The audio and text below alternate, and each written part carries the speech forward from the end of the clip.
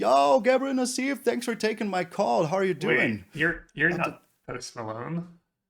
I what? No, no, I'm not Post sorry, Malone. It's sorry, I gotta go. Actually, I got some. no, wait, please. Just give me 1 minute. Would you be interested in doing a video with me? All right, I'm listening. How about you would rate some Pokemon cards? Pokemon cards. I don't even play Pokemon. It doesn't matter, but you're one of the best Magic players in the world, so maybe you will do it well. All right, let's see. Let's give it a try. I'm All in. right, awesome.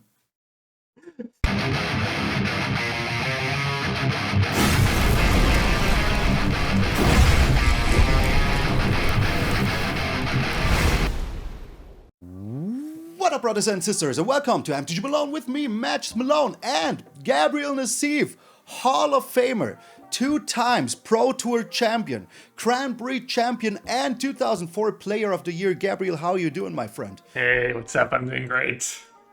I'm so happy that you're here. It's so amazing to have you, and yeah, I think let's jump right into it. Some people don't know that I play some Pokemon trading card games since a long time. Maybe some of you saw it on my April Fool's video. And I thought, what better to have one of the best players? Like, it's not me I'm saying it. It's a lot of people saying it, so I'm not here to toot your horn or anything. It's just a fact. You're one of the best Magic players in the world. And I thought maybe you want to rate some Pokemon cards with me together. And here we are. You said yes. I'm very happy about that. So want to jump right into it? Yeah, okay. I will say my only experience playing Pokemon is literally when the game came out over, I don't know, 20 years ago. We did a few drafts and stuff. Oh, you drafted Pokemon? That's insane. I Yeah, never did I that. never played Constructed, but we did like maybe a couple drafts. It felt pretty similar to Magic, but I have the feeling these cards have evolved since. And the first one is Charizard VMAX. Exactly. I thought maybe before we get into the cards, I give you a short introduction about the game a little bit, because as you said, no pun intended, but a lot has evolved since then. And so, yeah, maybe we can talk about it real quick so that you have a fighting chance, because I think if you don't know how the game even works, really, if you just try to get your memory from 20 years ago, maybe it will be a little bit hard. But when would come out? 2025? Man, we're old. All right, so yeah, the typical game is that you have your, you draw your hand of 7, and you can only mulligan if you have no starting Pokemon. So if you have to have a base Pokemon, let's say a Pikachu, for example, then you put that in your fighting position, and then you start the game. And you flip a coin, whoever goes first goes first. But you don't have a way to say, oh, I don't like my hand, I want a mulligan. So you have to take whatever is dealt to you.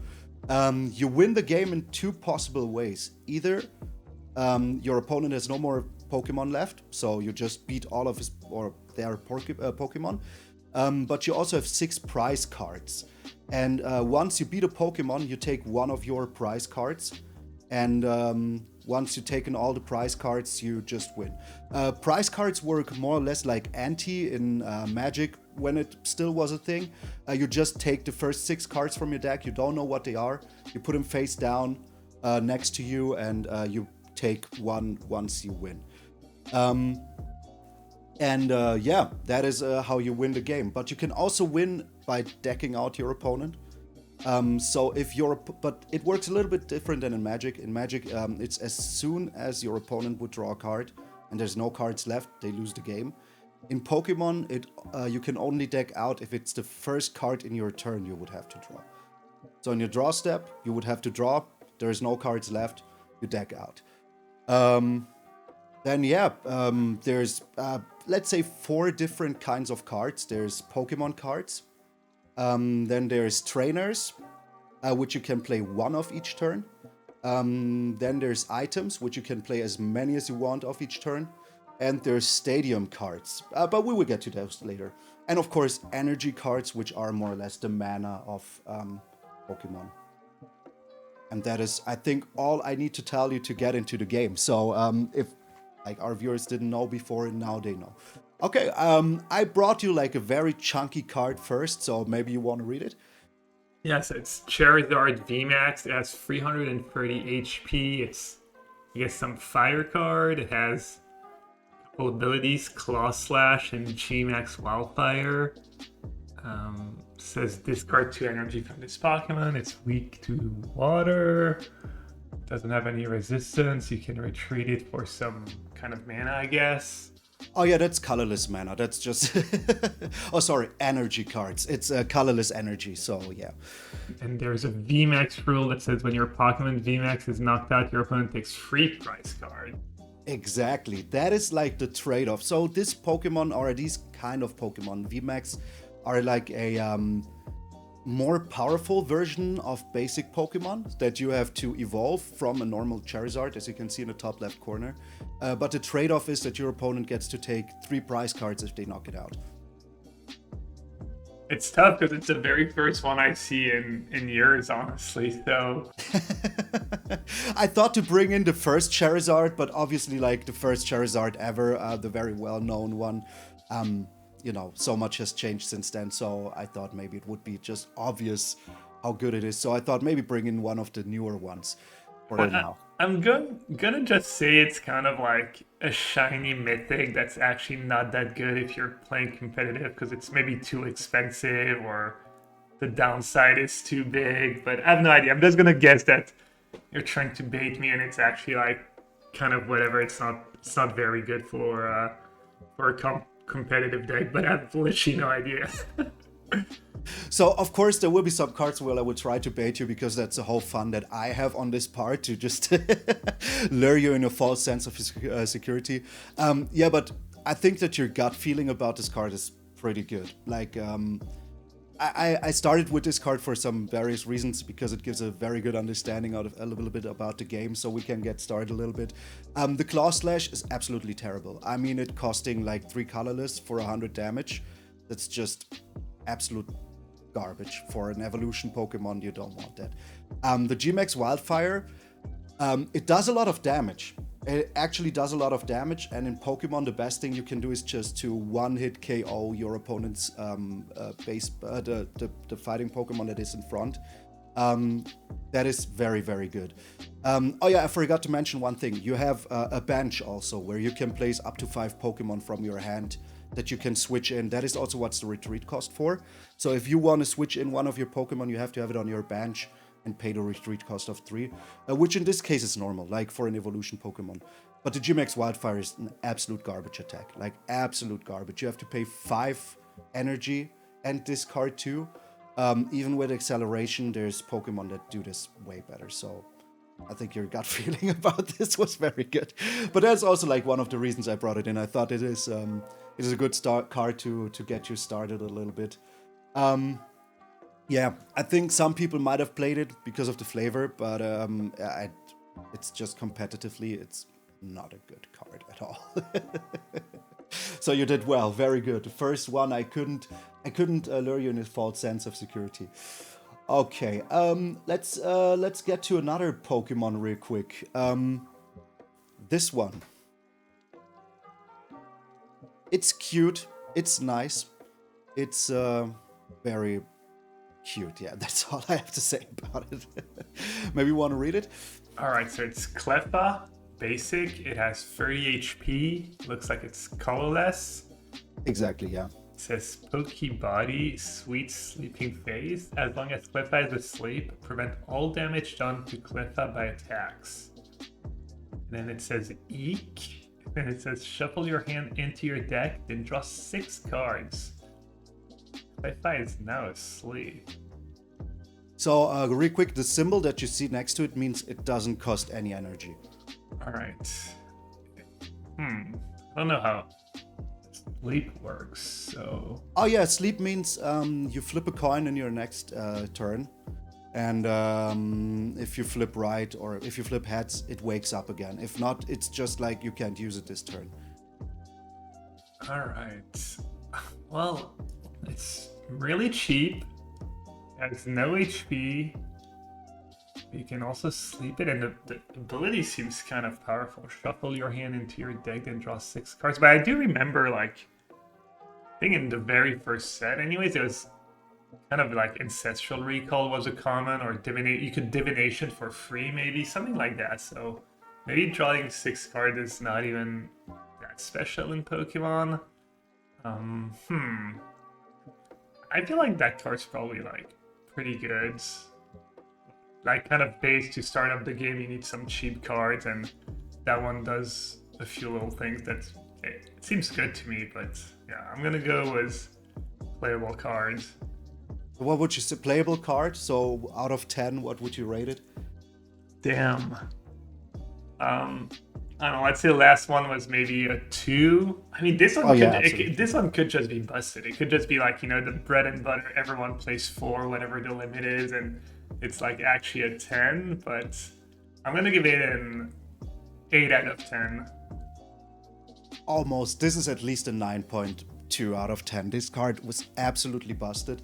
In Pokemon, like as I said, the only card you can only play one of is trainer cards. Which we'll get to after with this one. For the rest, you can just dump your whole hand and just discard 0 cards, draw 6 new cards. What it will end the turn. As soon as you attack, it ends the turn. But drawing 6 fresh new cards is absolutely insane. It's absolutely insane. So this is a very, very, very good card. Like a very, very good card.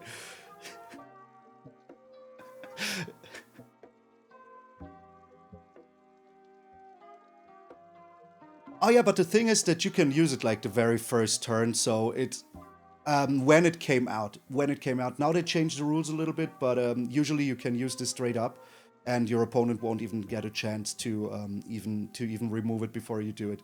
So yeah, that's absolutely insane. And also, it falling asleep automatically means that even if your opponent attacks in, it won't do it any damage. So they would have to find a way to heal your Pokemon, which in my recollection doesn't exist. So there's no way to heal your opponent's Pokemon. And so they couldn't even attack it. So you can just do this over and over and over again. It will fall asleep afterwards. And then they can just not do anything to it because it just lays there and sleeps.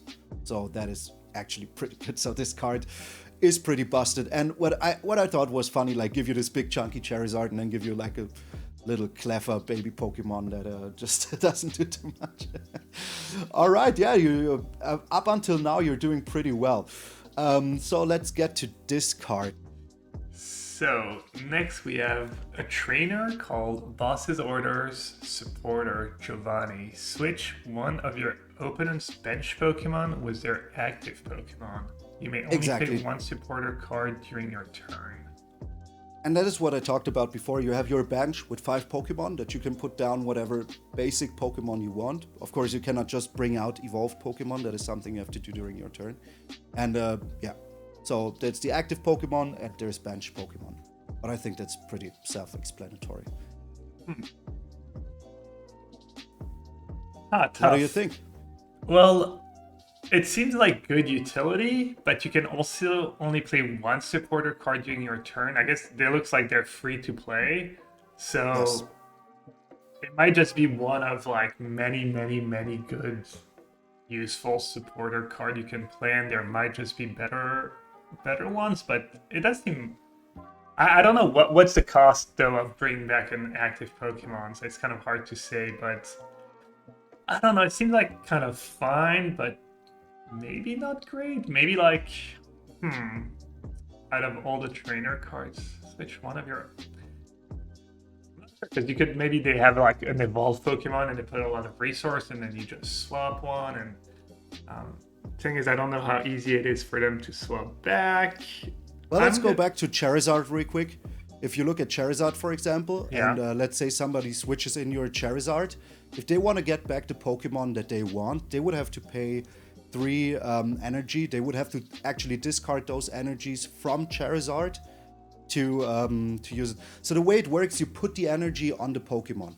It's not like in Magic where you have a mana base and you can just use it however you want. Yeah. You actually have to put the energy cards on the Pokemon. So, for example, for Charizard that we saw before, if you want to use his first attack, you have to put down 3 energy cards on it, and then you can do the attack.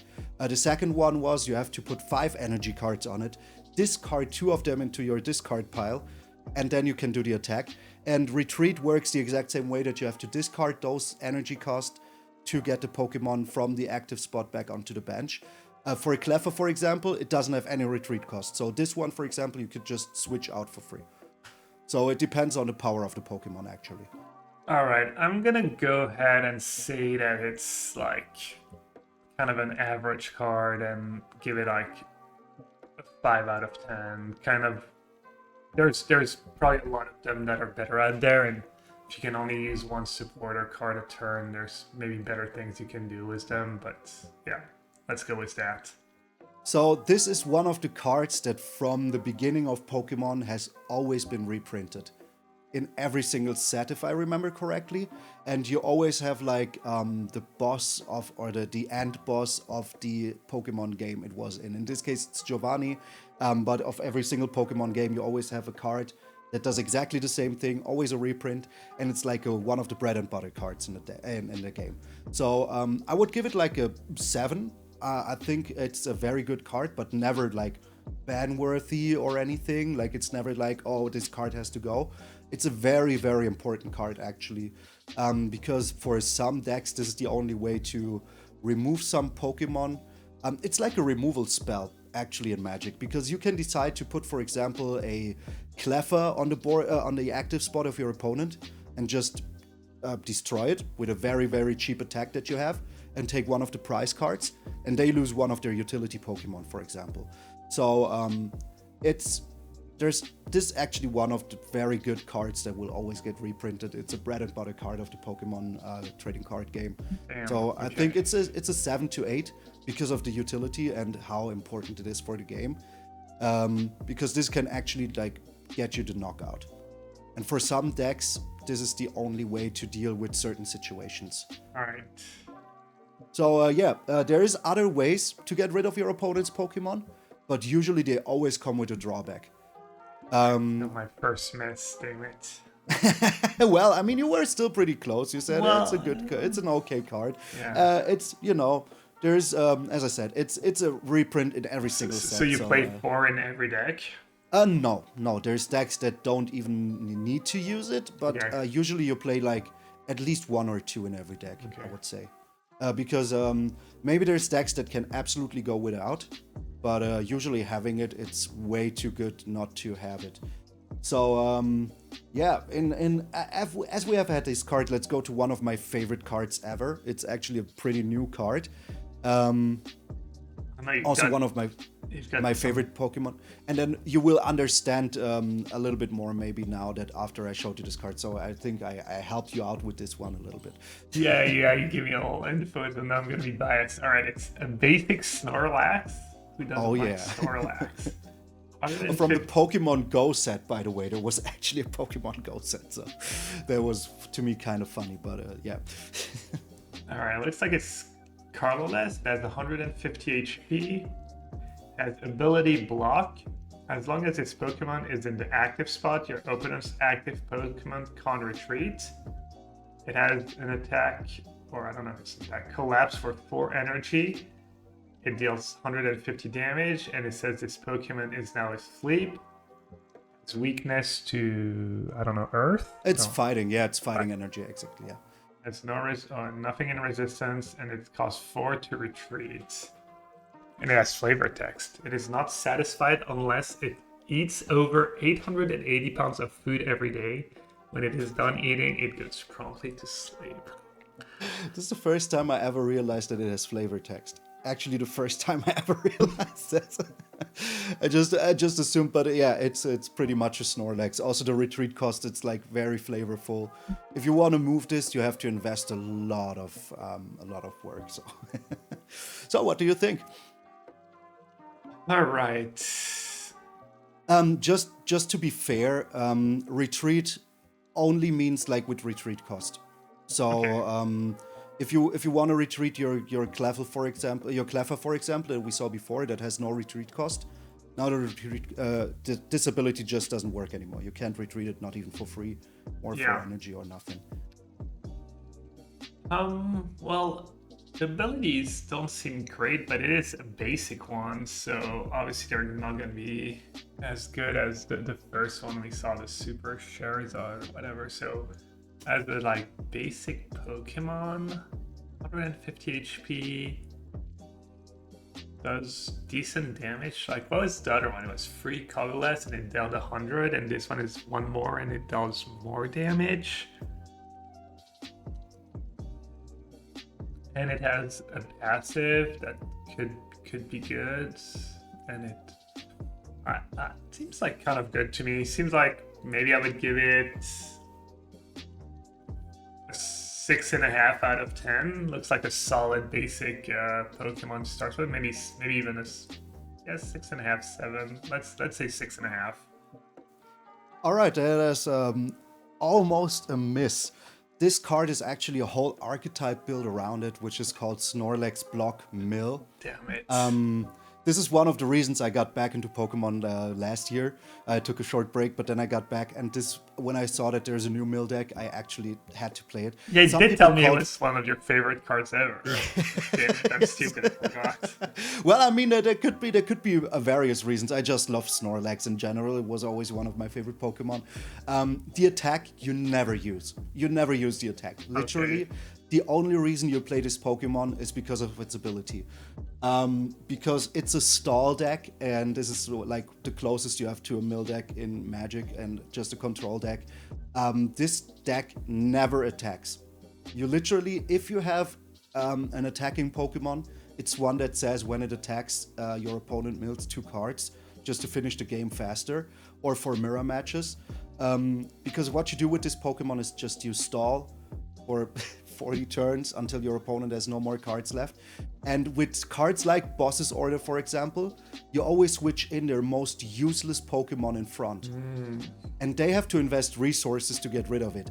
And even if they destroy your Snorlax, you have 3 more in your deck. Yeah. Or you just get it back. And as long as they have 1 prize card left, you can win, because energy is also like limited in your deck.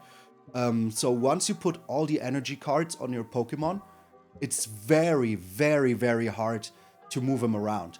So if you, for example, have like 5 Pokemon on your bench that are full of energy cards, but you have an active Pokemon that has no way to attack in, you can't just do anything. And some people actually called for bans for this card.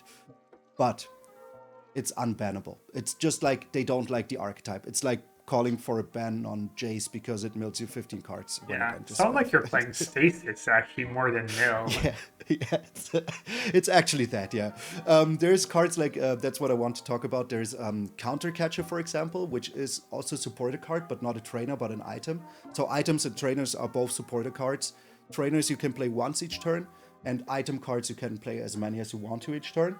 And there's, for example, a card that says you can switch your opponent's active Pokemon with one on the bench, but it only works if your opponent has less prize cards than you. So they need actually to knock out one of your Pokemon for this card to work anyways. So that is why Boss's Order is so good, because it has no conditions on it. You can just do it. You can just switch out a Pokemon. So yeah. I have a question for you, though. Is it a good deck? It is an absolute good deck. It went actually in a competition like in a regional championship. It went 2nd place, but people learned to play around it. People actually learned to play around it, and the fun part is when this won a pro competition like a regional championship.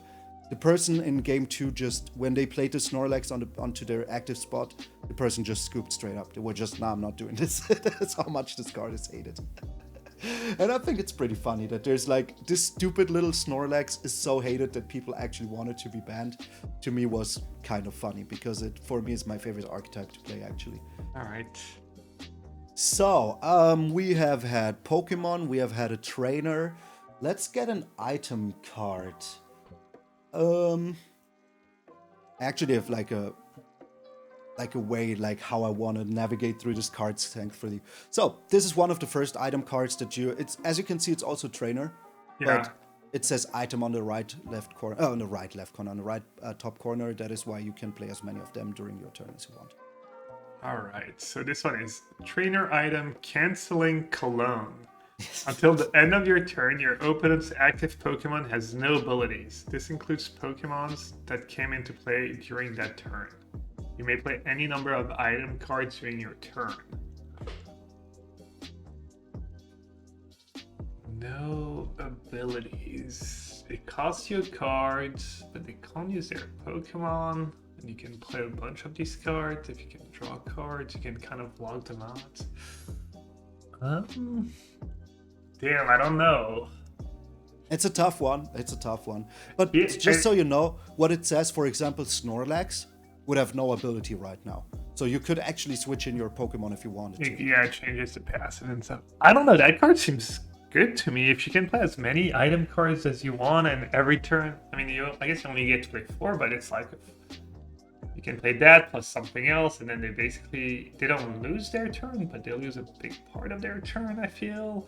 I'm gonna say it's another one of these bread and butter cards that you play in a lot of decks, and I'm gonna give it an 8, I guess. Actually, it's an okay card. Damn it. So what is a little bit unfair, I should have maybe told you before, there is no sideboarding in Pokemon. So this would be a very good sideboard card if there would be something like a sideboard. But in Pokemon, you kind of have to put as many eggs as you can in your basket of just getting out your tactics and your way to play the deck. And this is an okay card if it's a very meta niche card. Like, for example, if everybody would be playing Snorlax all of a sudden, this would be a 9 out of 10. Okay. But as you know, you could go up against the decks where this card is actually useless. So some people put 1 or 2 in their deck, and they trade like one other card to have just the possibility to beat Snorlax or whatever. But it's not like a bread and butter card that has reprints every single set and you have to have in your deck. So I would give it like a 4 to 5 out of 10. Okay. The ability is good. Like, the ability itself is very good, but it's only also 1 turn. So you have to have this in your hand while you also have a way to get rid of the Pokemon or whatever. So, yeah. Yeah, I guess, how many turns does a game last on average? It can go over very fast, but as I said, it can also go out to deck, so it depends. It's very, very depending on what kind of deck. So what's the minimum and what's the Snorlax count? The minimum is 2 turns. Yeah. Because what can happen is that your opponent has only 1 basic Pokemon in the active. Yeah. And you beat that, and they never find a chance to get another one on the bench. And if they cannot bring in a new Pokemon, they just lose the game. Okay. But Snorlax can just go to 40 turns. Okay. So, all right. 2 to so 40. there's everything. But let's say like the normal game should be around like 15 to 20 turns. Okay. Oh yeah. Okay. All right, yeah, there was a mean one because I put this one exactly after Snorlax, just to mess with you a little bit. All right, as we are in item cards right now, there's still stadium cards, so let's show you a stadium card. I think this is still one of the printings when Pokemon was still Wizards of the Coast. Oh, no, it was already Pokemon, because at the beginning it was also Wizards of the Coast game in the US. Yeah. It looks a bit like I'm getting Cloud Post vibes. I don't even know what the Cloud Post art looks like, really, but anyways, that one's called it's a trainer card, Stadium Skyfield. Each player can have 8 Pokemon on his or her bench. When this card leaves play, each player discards bench Pokemon until he or she has 5 Pokemon on the bench. The owner of this card discards first.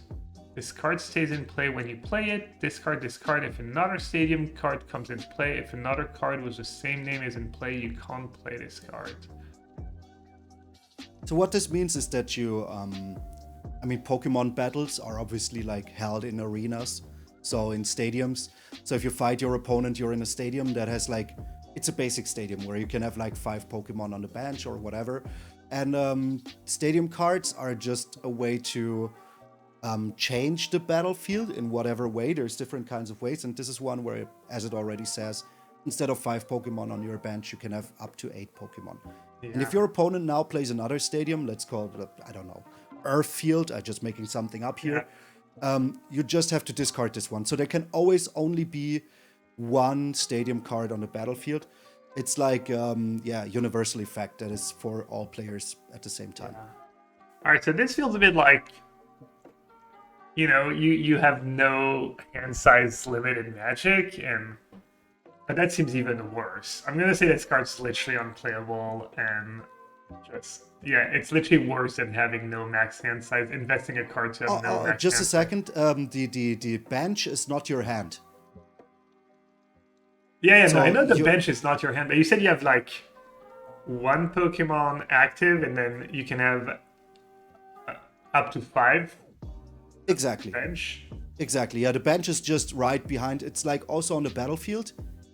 It's also part of the battlefield, but it's not your hand or anything. So the opponent can actually also like interact with your bench if they have a way to do so. Your hand size is always unlimited. There is no hand size in Pokemon. Yeah, but I'm saying like, are you ever really gonna have the resource to use the free? So it basically gives you free extra Pokemon, right? And it helps your opponent too. So it's not even just for you. And it says when this card is least play, each player discards bench Pokemon. So you still keep 5. Yeah. I mean, now you're giving me. I'm second guessing, but I still feel like it was just to clarify. Okay, it was yeah. just to clarify so that there's no misunderstanding. I still feel that basically you're investing a card to do almost nothing, because when are you going to have so many Pokemons and that you need these extra free Pokemons on your bench? But I will say I don't quite understand all the mechanics of the game, even though you tried to explain. But I'm going to go ahead. Yeah, I'm going to just trust my gut and say that card's just, unplayable. I would say it's a niche card also. It's very much unplayable in most of the decks. You're absolutely right about that. So I would say you're right. But there's actually decks that want to use a card like this. For example, there's Pokemon that say it deals 20 damage for attack for each Pokemon that is on the bench. So that means that, for example, if you attack your opponent and both benches are full, it would do like 100 damage. So it is a build around kind of. It's a build around card, and I think that your gut feeling it's not unplayable for all decks, but it's unplayable for most decks. Like most decks wouldn't like to use this. Is that build around deck competitive? The good versions of it, or is it not even? Is it? There was build around decks that were competitive. Yeah, So it's wrong. So it's a little wrong. Sure, okay. It's but as you said, I think in most cases you wouldn't put this in your deck just to have more Pokemon. Like the effect itself, with no build around, is not that good. Yeah. But if you build around it, you can make it good. Yeah, I should have nuance. Maybe I could have seen that one coming. All right. Yeah, but I mean, yeah, it's also unfair. Like if you have no idea about the game, it's like maybe a little bit unfair. All right, let's go to another. It's that, But that's the fun about it. Yeah, I think about this format. It's let's go to another old card. This is very, very old. You can see it like the old frame and everything. This when I started playing, cards looked like this. All right, so this is another trainer card. It's an item, maintenance. So remind me, item. You can play as many as you want to turn. Exactly. Yes.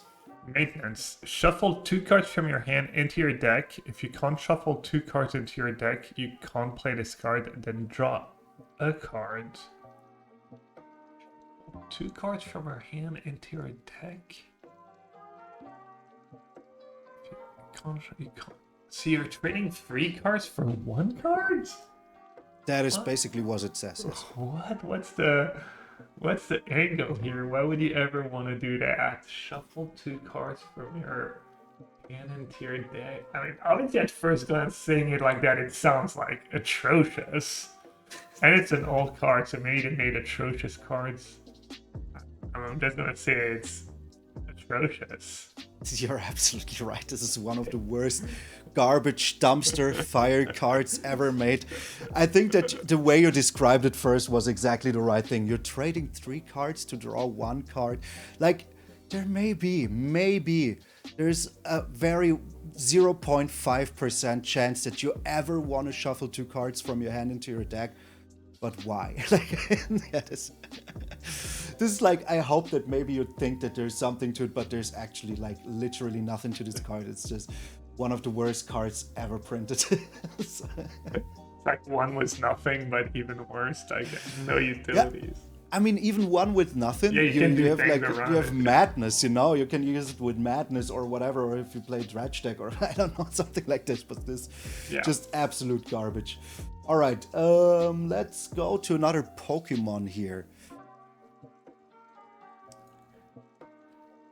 All right, we've got Marshadow, basic, purple color, which is psychic, ghost, right. all of these kinds of Pokemon. Yeah. It has 70 HP. It has ability Let Loose. When you play this Pokemon from your hand onto your bench during your turn, you may have each player shuffle their hand into their deck and draw 4 cards. How many cards you start with in a game of Pokemon? 7 cards. 7. And then it has Shadow Punch, which costs a Psychic Energy and a colorless, 30 damage. This attack's damage isn't affected by resistance.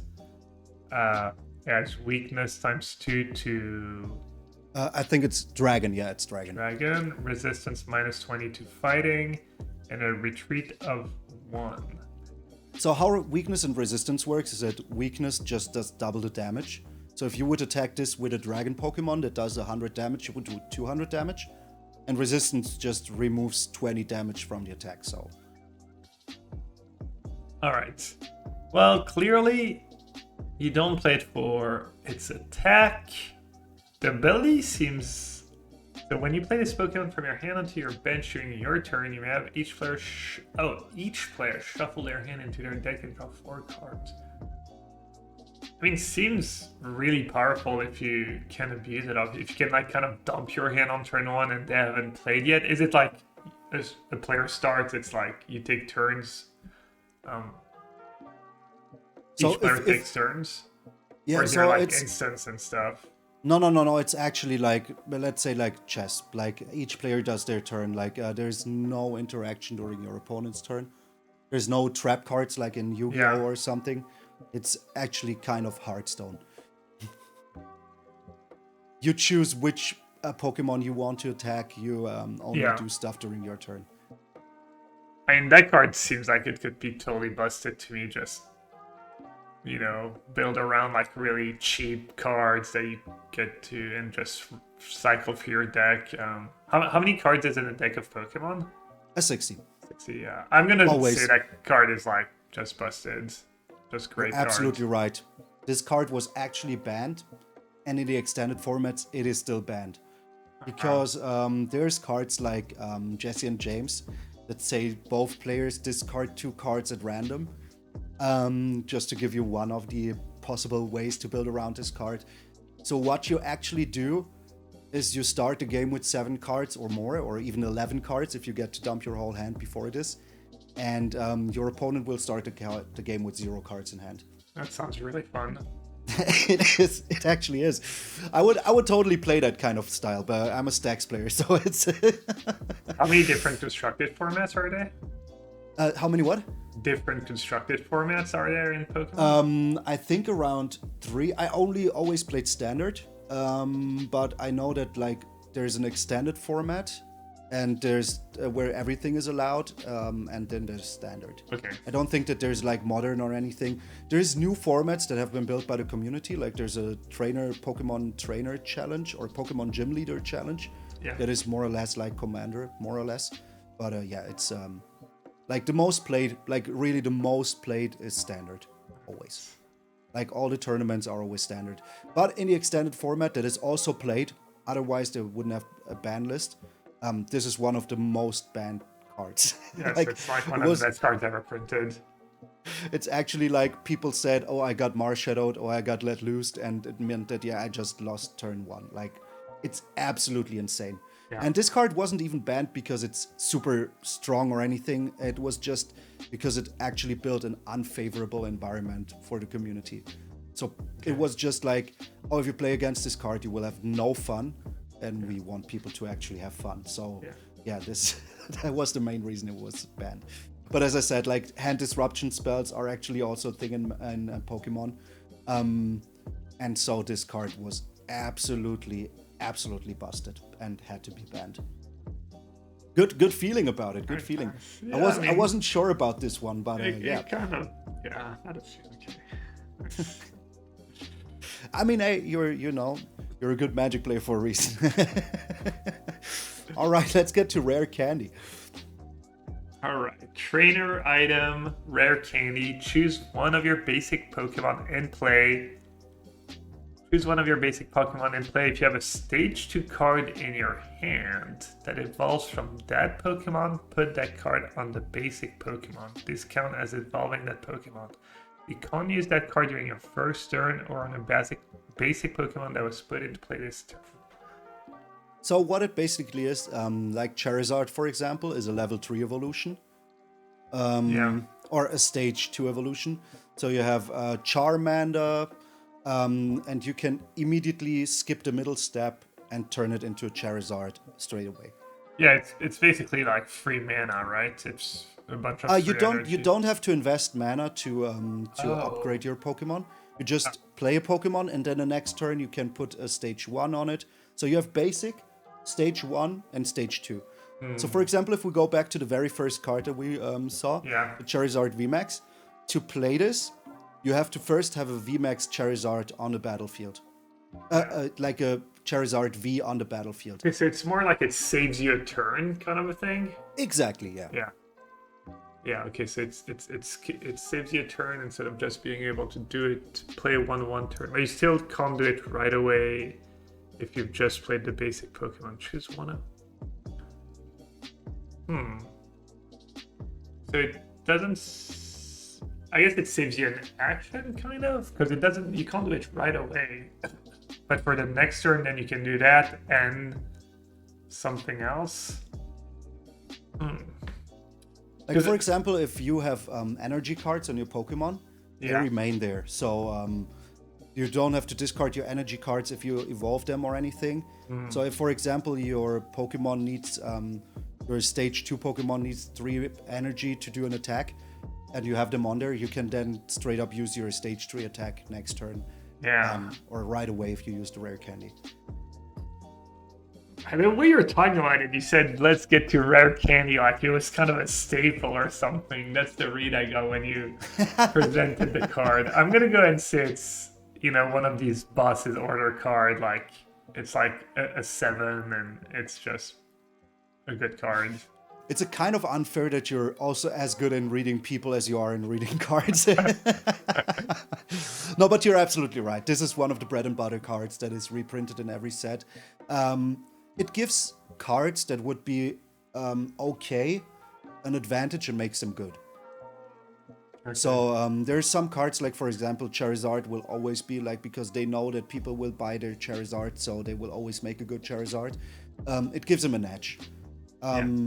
So to have to not have to go from basic to stage 2 it's good. It's very good. Like it gives you a fighting chance with Pokemon that actually would take one more turn and maybe just lose to a little bit more of an aggressive tactic.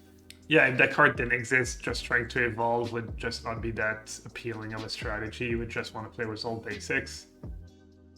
Yeah, it's actually, as you said, it's one of those bread and butter cards. I actually went out of my way to find an old version of the card, so that maybe you might think, it's an old card or whatever, but there's new versions of it every single set. I don't even know what looks like an old card and what looks like a I'm sorry, you didn't fall for my trap even, so it's okay. It's lost on me. No worries. But the thing is that there's some very good basic Pokemon that just don't have evolutions. Which we will get to one in the very next card. So that is why this card is actually needed in a Pokemon game, because if you use evolution Pokemon, you would just straight up lose to a basic Pokemon deck. Yeah. That just has like basic Pokemon and nothing else. Like for example, Snorlax is one of those basic Pokemon. It's not an attack Pokemon, but there's some that has attacks. Like I told you before that there's a Pokemon, Entei, that does attack depending on how many Pokemon are on the bench. Yeah. And that one is actually a basic Pokemon. Okay. So it's a very, very strong basic Pokemon. And so that is why you need rare candy to give him a fighting chance. Yeah. But as we're talking about Entei, let's go to a very crazy card. This is what in Magic would be a melt card. So you would have to have 2 cards to play this card and turn it into 1 giant card. All right, we got Suicune Entei Legend. Yes. 160 Legendary dog Pokemon from Generation 2. 160 HP, has a water and fire symbol. I'm trying to read the card. It has an attack that's Busting Inferno for fire and 2 card less. The defending Pokemon is now burned? Yes, how burn works is that you take 20 damage at the end of your turn, and then you flip a coin to see if you remain burned or not. Okay. And then it has Stormblade for 2 water and a colorless. Return 2 energy attached to Suicune and Entei Legend to your hand. Choose one of your opponent's bench Pokemon. This attack does 100 damage to that Pokemon. Don't apply weakness and resistance for bench Pokemon. So that's what I said before. You actually have ways to interact with your Pokemon, with your opponent's bench. Yeah. So yeah, this is one more side on the. It's only a retreat cost of 1. It's weak to like electricity and water. And when this Pokemon has been knocked out, your opponent takes 2 prizes cards. So how do you get that thing into play? You have to have both in your hand. Okay. So you play it as 1 card, but it actually takes 2 resources. So it doesn't take too long to deploy if you drew the right cards. Yeah, if you have both of them in your starting hand, you can just straight up play it. They don't turn 1. Oh. Yes. So how do they work? You have like the 2 in your opening hand, and you have that card outside of the game, and you just kind of. Oh no! They're just the 2 cards. If you look closely in the middle, on the left, you see this little split in the image. This was actually the best image I could find of it. Okay, yeah. So you combine them literally. Yeah, exactly. Okay, I got it. It's actually like melt cards in Magic, Yeah. but instead of flipping them around, they just look like this. So you have both sides. You put them together, and that's it. Damn, that's a really tough one because you need to draw 1 copy of each, or else they're just useless, right? Yes. And okay, let's see. You do get lucky for basic Pokemon, 160 HP, and these attacks are pretty expensive. Busting Inferno is not even that great, and Torn Blade. The Torn Blade attack does seem return 2 energy. But you have to return energy. That's an extra cost, right? That's a downside. Usually, if you look at Charizard, it says you have to discard. Yeah. This one says you put him back into your hand. I'm just saying this for no reason, to be honest. It's just so that to make a short distinction between the 2 cards. I'm gonna just say that thing's bad. It's maybe fun, but just not really playable in a competitive deck.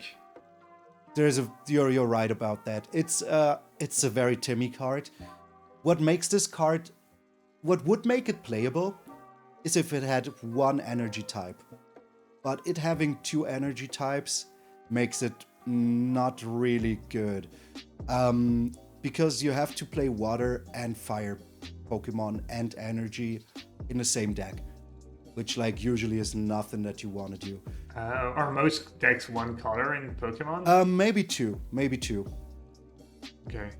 So, for example, you can have like a Fighting Dragon, for example. But usually you try to minimize it so that your energy, like that are like your mana, you also have to draw them and everything. Yeah. And there's no dual lands. Yeah. Okay. So if you use a fire energy on this, you also have to have the water energies in the deck, and it's just very, very hard to pull off. Plus, you have to have 2 cards, and there's just cards that are 1 card that are just as good, if not even way, way better. Yeah. So this is like the absolute Timmy card, unplayable. Okay. You don't want to play this. You actually don't want to play this. All right, but I'm happy. Like most of the cards you got right for now, so or at least the gut feeling was in the right direction. Yeah, no, it's been fun. Let's go to a newer card, actually. which also shows like this is one of the 5 different versions of the card that exist. So Pokemon is just did what Magic does now since always. Have 5 different versions of a card. All right, supporter, Iono, trainer. Each player shuffles their hand and puts it on the bottom of their deck. If either player puts any card on the bottom of their deck in this way, each player draws a card for each of their remaining prize cards. You may play only one supporter card during your turn. All right, so each player shuffles their hand, puts it on the bottom of the deck. If either player puts any card on the bottom of their deck, it's like kind of a... Wow, that seems powerful. You start with 6 prizes, right? Exactly, yes. So on turn 1, it's basically like one-sided Wheel of Fortune. If you like, kind of, yes. It seems like maybe it's a card that's much better when you go first. They both draw the same amount of cards. Yeah. Oh yeah. Just real quick, there has been a rule change in the recent years that you cannot play trainers if you're the starting player on the very first turn. On the very, very first turn, you cannot do that anymore. Okay. Back when Marshadow was still legal, you could do it, but I think that card was one of the reasons why they said you can play item cards, but you cannot play a trainer card straight up if you are the starting player. If you go second, you can. Alright, that changes a lot. Each player shuffles their hand and puts it on the bottom of their deck. If either player puts cards, it kind of forces them to slap their hands. It also, like, you're wasting your only trainer card or your only supporter card you can play for a like mutual benefit, like symmetrical effect, which that doesn't seem that great. I'm gonna say it's maybe like one of these build around cards that you can build your deck around to try and abuse it, but it's like good in the right deck, but you wouldn't play it in every deck. What would you rate it out of 10, more or less? I mean, in the right deck, it might be, an 8, and in, you put it in random deck, it's like a 2 or a 3, I guess.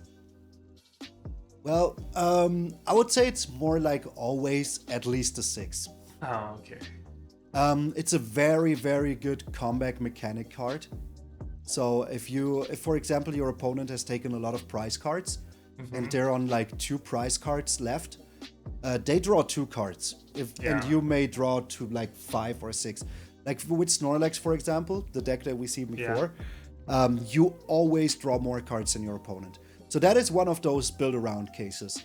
But if you, for example, like play this with something like Marshadow, it can leave your opponent with 1 card while you have 6 or whatever.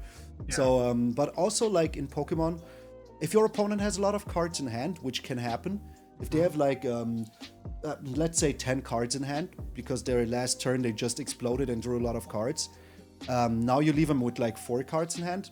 That's a very, very good trade-off.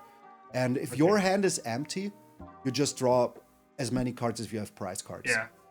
So it's a very, very good card. There has been another card like this before, that was also one of the most busted cards before because of the format it was in. Okay. So I would say this is at least a 6, if not a 9. So like, would you say most decks that, I don't know if it's legal in like the equivalent of standard, but does every deck play at least 1 or 2, or do some decks not play any at all? There might be decks that don't want to play it, but there's no, there's no drawback to playing this card. Like if your deck is very, very focused, if your deck is very focused on drawing a lot of cards, maybe then you would not play it. Okay. But it always helps you finding the resources that you need. So it's always, at least 1 can be played in every deck, and you wouldn't be mad about it. But like, for example, my Snorlax deck plays 3 of them. So yeah.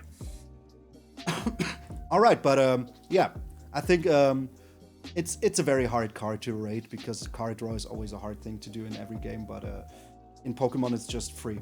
It's just free cards. So yes, you trade in one of your trainer cards, but it's a very, very good card. But talking about trainer cards, let's have a look at this one. What do you have next? Trainer, supporter, Sword Ward, and Shieldbert. Yes, one of the most stupid names ever, buddy.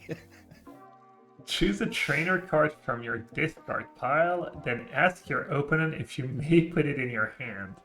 If yes, put that card into your hand. If no, draw 3 cards. You may only play 1 supporter card during your turn. So it's a regrowth for just trainer cards. Yes, just to remind you, trainer cards is also items and also stadiums. Okay. So everything that is not a Pokemon is actually a trainer card. Yeah.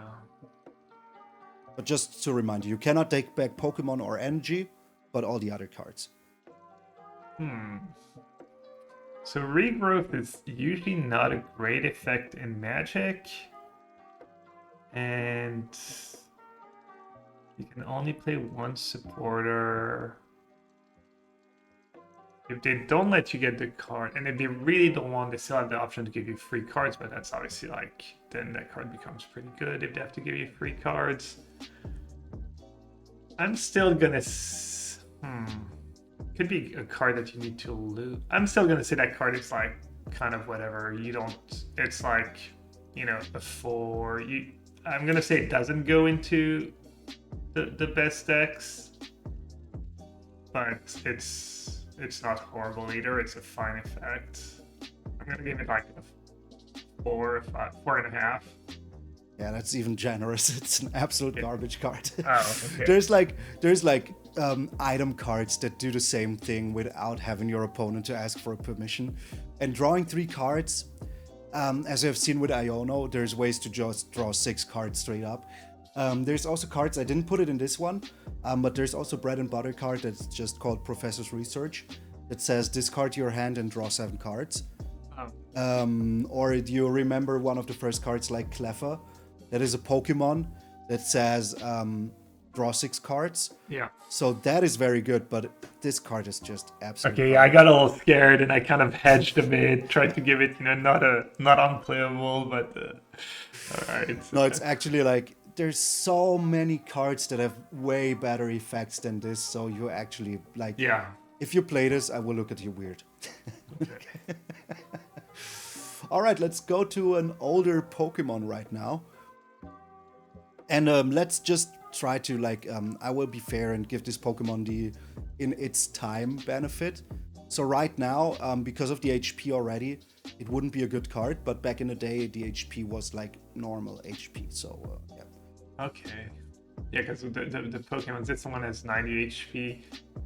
Basic Pokemon, Blaine's Moltres, 90 HP, Fire, Phoenix Flame, 5 Fire Energy, flip a coin, if tails, shuffle Blaine's Moltres and all cards attached to it into your deck after doing damage.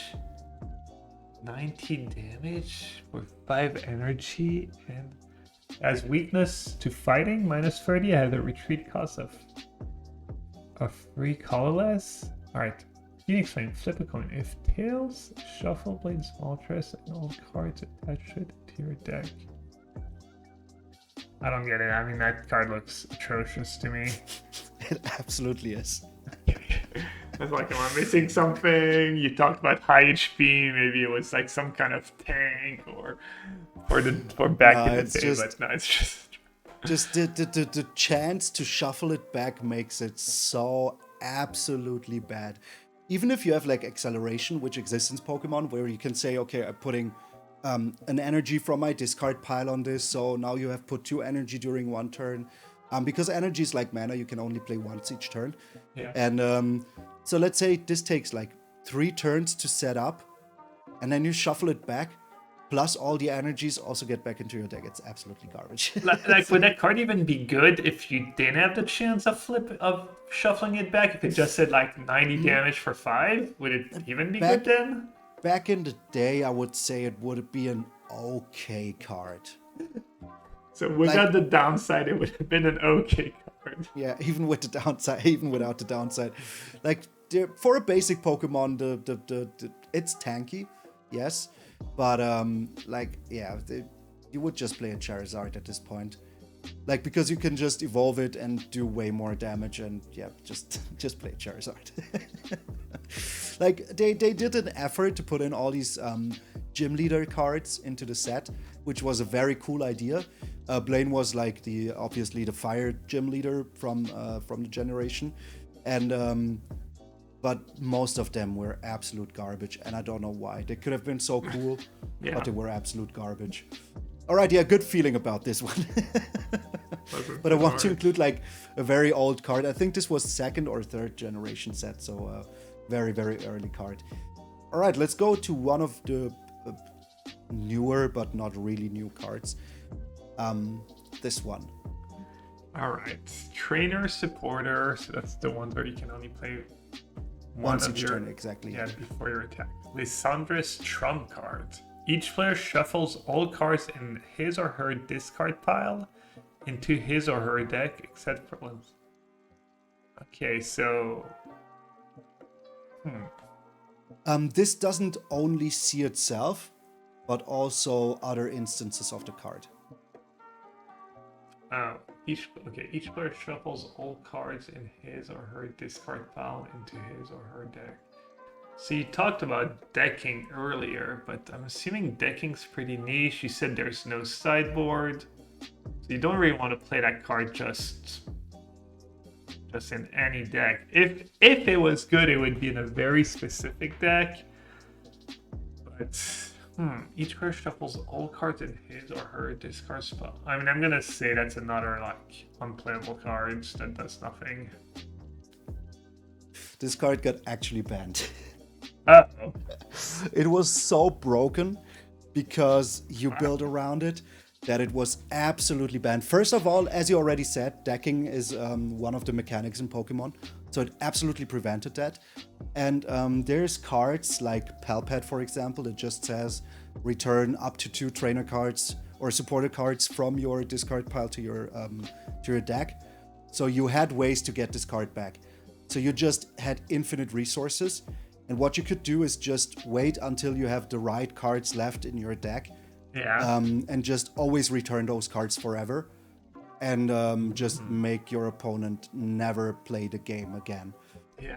Yeah, it did feel like it was like in the right deck it could be, but even in the right deck it felt like a pretty weak effect, and you're not gaining any card, you're like kind of losing a card to not impact the board and all that stuff. So I had the same feeling when I saw it. And when I saw that it was a banned card in all formats, I was like, what the hell is going on with this card? And then but there's like cards that make this card insanely broken. Okay. Yeah, and just sense. removing a whole archetype also, like in Pokemon, it's something that they don't want to do. You could like say, okay, yeah, you have the same in Magic with Gaia's Blessing, where if you shuffle this if you mill this, you shuffle your whole deck back and everything. But in Pokemon, this is just absolutely busted. Yeah, I guess you get to buy anytime you get paired against. It's like having Emrakul, or you said Gaia's Blessing against a mill deck. Yeah, okay. Yeah, but as I said, this is one of the broken, busted, just banned in all formats. It's hard. It's hard to pinpoint because you have to have a little bit of knowledge about the game, but that is why I put it in, because it's a trap. It's a trap. It worked. You got me. All right. Just checking. Okay, this is, for example, also a card that I thought would be interesting to hear what you think about. All right. Item, trainer item, Ultra Ball. Discard 2 cards from your hand. If you can't discard 2 cards, you can't play this card. Search your deck for a Pokemon, reveal it, and put it into your hand. Shuffle your deck afterwards. All right, so that's a tutor. Yes. Well, my Magic Brain says this card is really bad because 3 cards, even to get 1, is bad, but you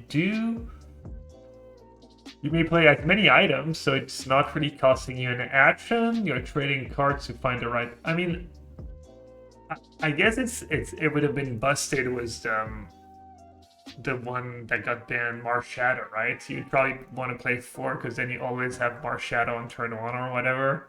So for example, that is like one of the good uses of card like this. I mean, it seems like the kind of card like in Magic that they get better in like older formats because you can do more broken things with them, whereas like if you're only playing with the more recent cards, I mean, I guess I don't know if it's like Magic where the most recent cards can never be as good as, what you have in Vintage and Modern, etc. So I don't know how they print new cards, the power level, etc. But I mean, it could be like unplayable in some formats, or it could be great if there's some busted Pokemons that you always want in the early turns.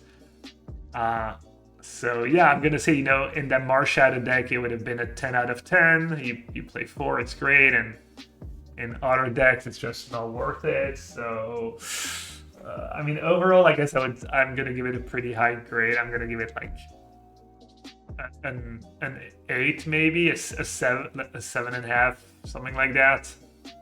This is one of the bread and butter cards of Pokemon. You have to have these cards. There's also cards like that just search for a basic Pokemon without any cost, but this can search you whatever Pokemon you need. Oh, right. So you can also get evolutions in your hand, and so your rating of the card is pretty good. If you want to discard stuff, you absolutely put this in your deck. But even if you don't want to discard stuff and you just need to make sure that you always have the right Pokemon at the right time, you will also use cards like these. There's other balls. There's always different kind of Pokeballs, of course, in the game. There's ones that search your Pokemon with a certain amount of HP. There's ones that search your Pokemon that are just basic Pokemons, like Snorlax. And this one is like one of the bread and butter cards that also gets reprinted all the time. Okay. So you have 4 in your Snorlax deck, for example? In your Snorlax deck, you would not play this one. You would play the one that searches for a basic Pokemon, because Snorlax plays only basic Pokemon, and it costs you no cards. So you don't have to discard something. Damn. But I think that your opinion to say it's a 7 to 8, it's exactly what this card is. Yeah. Okay. It's exactly so. You did very well on this one. And also the utility you gave it, it's also exactly that.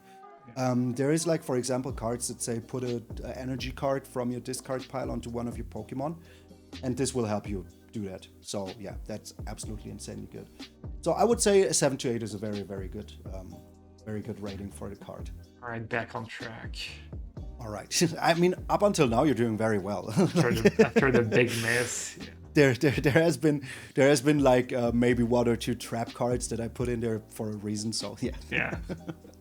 All right, this is one of the very first Pokemon ever printed. Oh, okay. Basic Pokemon Porygon, 30 HP, colorless, edition 1, conversion. So for 1, if the defending Pokemon has a weakness, you may change it to a type of your choice other than colorless. So I'm getting vibes from, what are all these cards that that you could change a color or the name of mountain on a card, like these pretty terrible cards back in the early days of Magic. But let's see. Oh, yeah. I mean, what is it called, the painters, the scarecrow? I forgot the name. Painter's Servant? No. Yeah, that's a good card. yeah, I was more thinking there's cards that used to be 1 blue mana. You can change green, you can change the color to yeah. So people would even play I don't even remember, but when people would play Karma or something, and that would be a sideboard card. Anyways. Conversion 2, change Porygon's resistance to a type of your choice other than colorless.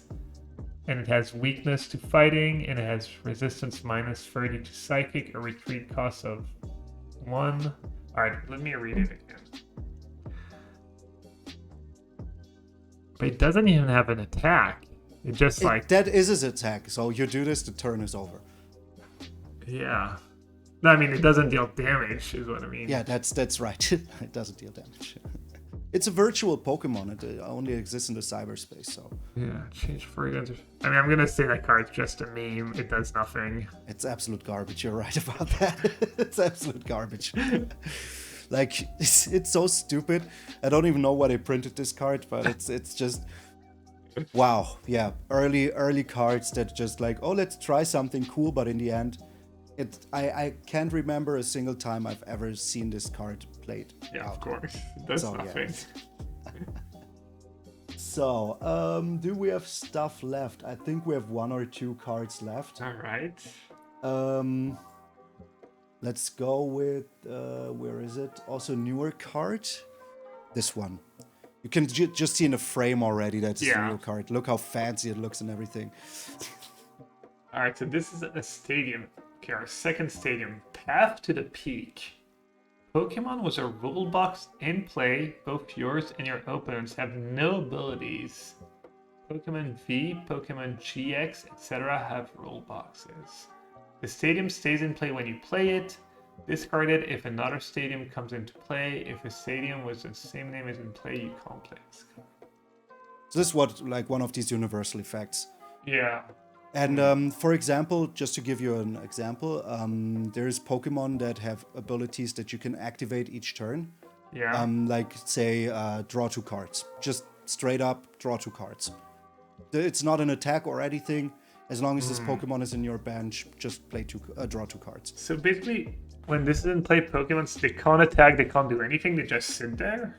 Oh, no, it's only the abilities. Like, for example, let's just say it's not like that, but for example, Snorlax has the ability block, but it's not a VMAX, it's not like an activated ability, it's just a passive ability. So that doesn't stop Snorlax's ability?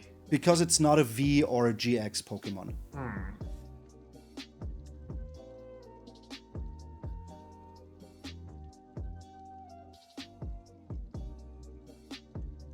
Pokemon. I mean, it seems like a really powerful effect, but also then your opponent can play. Like, there can only be one stadium between both players combined and play at any one time.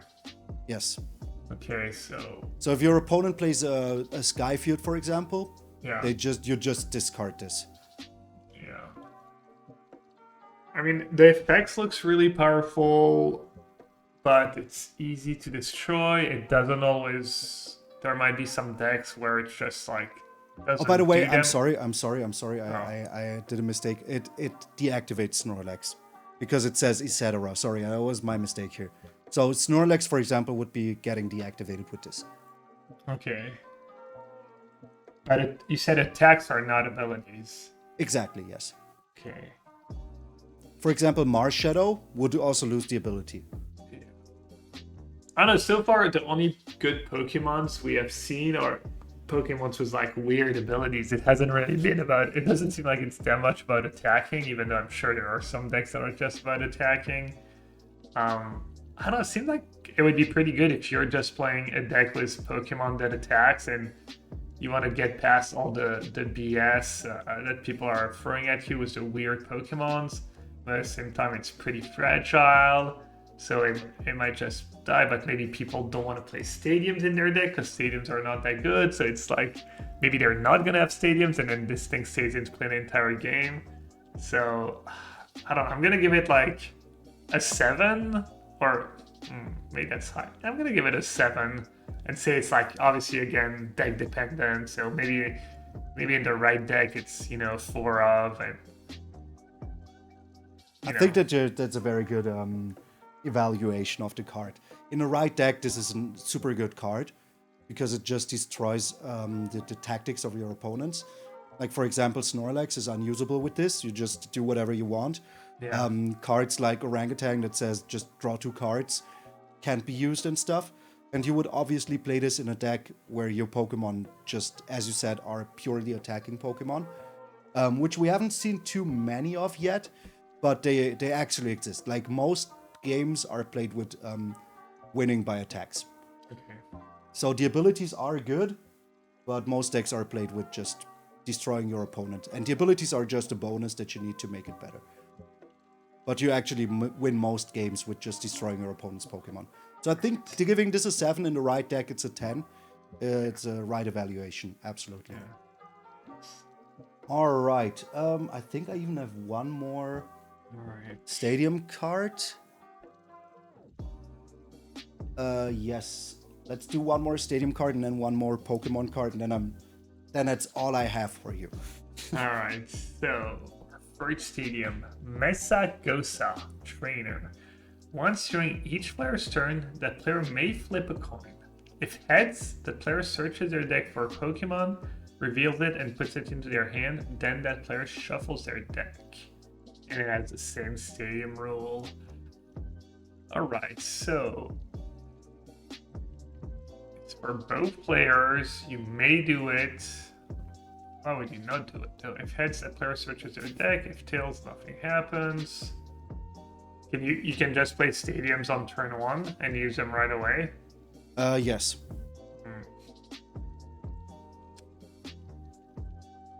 Huh.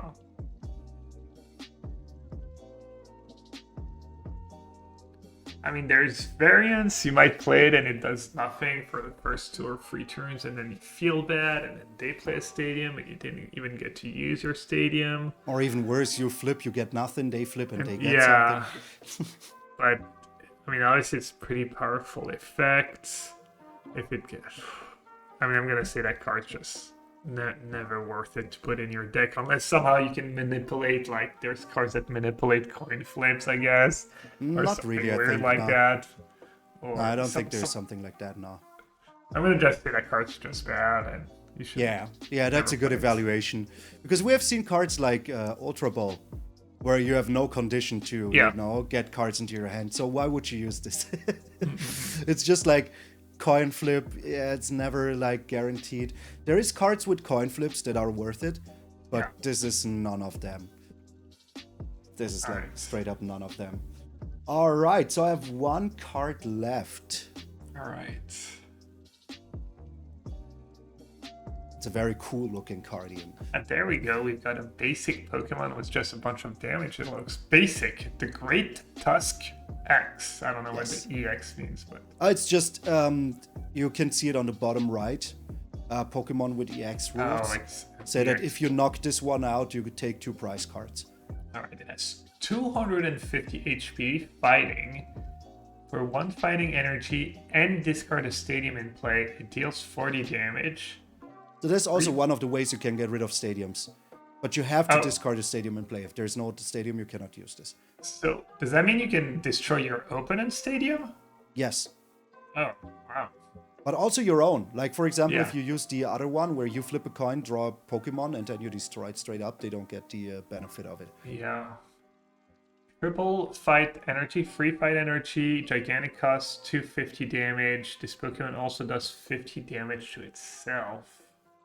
How do you track damage on the Pokemon? Is there like... you just put damage counters on it. So 10 damage is like 1 damage. There's nothing below 10 damage. And then you just put the damage counters on them. You can heal that also. There's healing cards that say remove 3 damage counters from your Pokemon. Or if you have a way to return this to your hand, you can also just heal all the damage. Yeah. And it has weakness X2 to Psychic. It has a retreat cost of 4. And then you set it when your Pokemon X is knocked out. You're going to take 2 prize cards. 250 HP. Hits pretty hard. For free energy, it deals damage to itself. I'm going to say that card is just, one of the good aggressive Pokemons if you're playing an actual...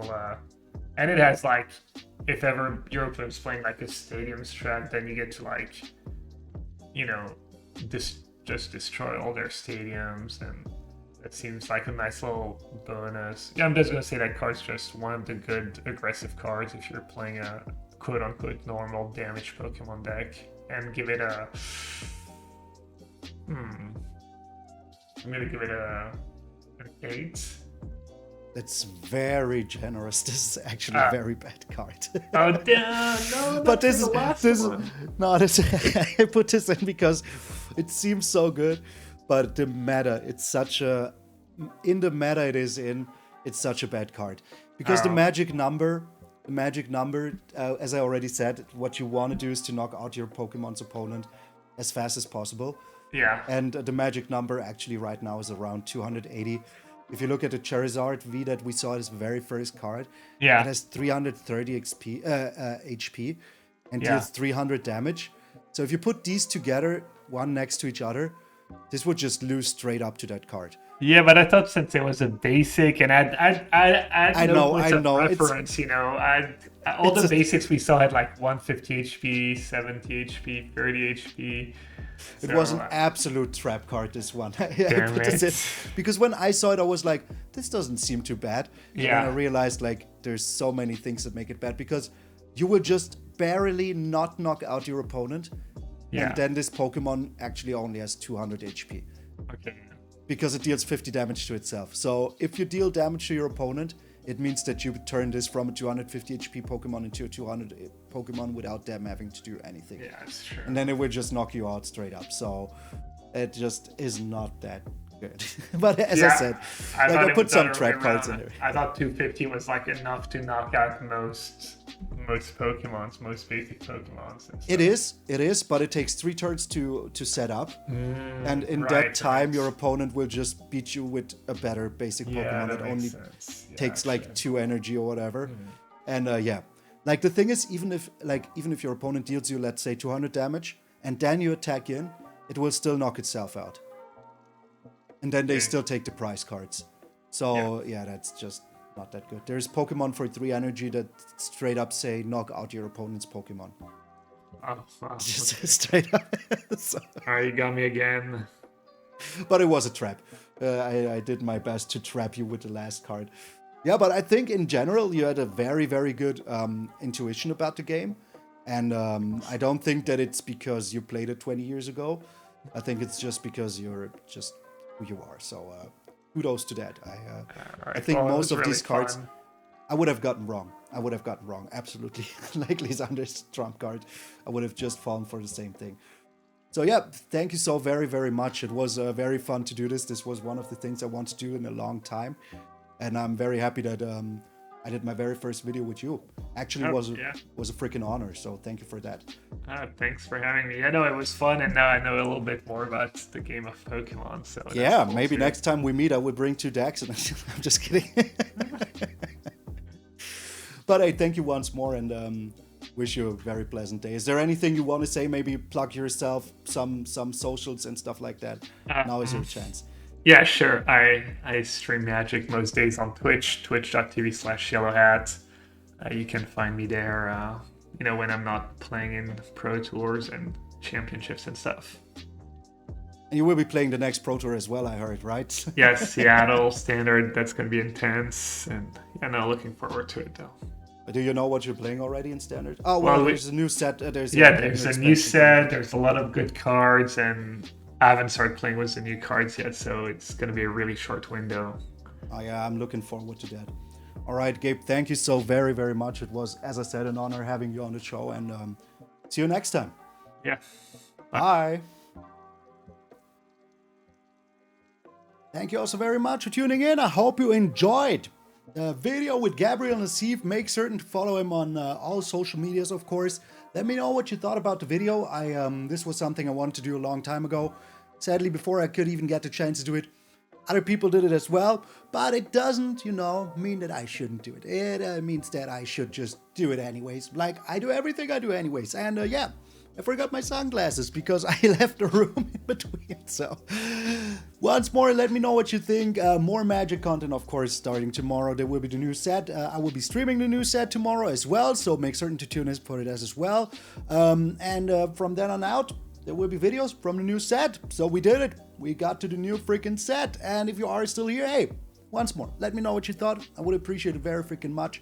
Huge shout out once more to Gabriel Nassif, one of the best players in the world. It was an absolute honor. Like, I was a little nervous at the beginning, but you're such a cool dude that I just, could breeze through it. No worries whatsoever. Huge shout out, of course, to my sponsor, Ultimate Guard, to all of my patrons and members. The list will be updated hopefully soon. I still haven't found the time, but it will be done. It will be done. And remember, my friend, that if you're waking up tomorrow morning and see a beautiful, beautiful face of yours in the mirror, that all of you are pretty freaking sweet. I'm MTG Malone, and I will see you all tomorrow.